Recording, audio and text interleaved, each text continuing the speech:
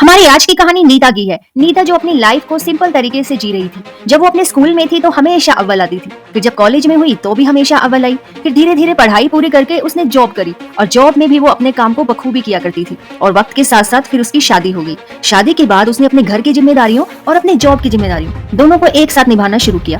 पर वक्त के साथ साथ उसकी रिस्पॉन्सिबिलिटीज और बढ़ने लगी। फिर उसकी एक प्यारी सी बेटी हुई, पर अब उसकी तबीयत ठीक नहीं रहती थी तो उसे अपने करियर से गैप लेना पड़ा और उसे अपनी जॉब छोड़नी पड़ी। जॉब छोड़ने के बाद फिर वो अपनी बेटी और घर की जिम्मेदारियों में पूरी तरह से बिजी हो गई। और फिर एक वक्त आया जब उसकी बेटी बड़ी हो गई तो उसने अपने करियर को फिर से स्टार्ट करने का सोचा। पर करियर के इतने गैप के बाद अब उसकी हिम्मत ही नहीं हो रही थी कि वो बाहर जाकर ऑफिस में कुछ काम करे।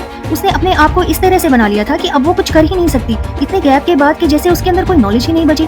वो हमेशा किसी भी इंटरव्यू को देने से पहले ही डर जाती और इंटरव्यू कैंसिल कर देती। उसने अपने आप को नेगेटिव बोलकर खुद को काफी कमजोर बना लिया था। और फिर एक दिन उससे उसकी बहुत पुरानी दोस्त मिलने आती है और वो नीता को बोलती है, और नीता क्या चल रहा है। और बस इतना सुनते ही नीता उससे अपने सारे दिल की बातें बताने लग जाती है और उससे अपने बारे में सब शेयर करती है कि किस तरह से वो इतनी कमजोर हो गई है और वो कुछ कर पा ही नहीं रही है।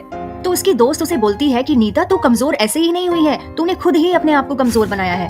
पर तू फिक्र मत कर, मैं इससे निकलने के लिए तुझे बहुत ही अच्छा रास्ता बताऊंगी। नीता को कुछ पॉजिटिव अफर्मेशंस देती है और फिर नीता ऐसा ही करती है जैसा कि उसकी दोस्त ने बोला। हर दिन सुबह नीता अपने आप से कहती, मैं पूरी तरह से स्वस्थ हूँ, मैं हमेशा खुश रहती हूँ, मैं अपनी लाइफ में बहुत सक्सेसफुल हूँ। यही सेम वो रात को सोने से पहले भी करती। और फिर कुछ ही दिनों में उसने अपने अंदर बदलाव महसूस किए और फिर उसे जिस भी काम को करने में डर लगता उसी काम के बारे में पॉजिटिव सोचकर उसे करने में जुट जाती। इस तरह से नीता बहुत खुश रहने लगी और अब उसने एक बहुत ही अच्छी कंपनी का इंटरव्यू भी क्रैक कर लिया और अब वो अपनी लाइफ में बहुत खुश है। इस तरह से उसने अपनी पॉजिटिव सोच से अपनी हेल्थ के साथ साथ अपने लक्ष्य को हासिल कर लिया। तो आशा है आप भी अपने बारे में हमेशा पॉजिटिव ही सोचेंगे। तो हेल्दी रहिए, हैप्पी रहिए। Thank you.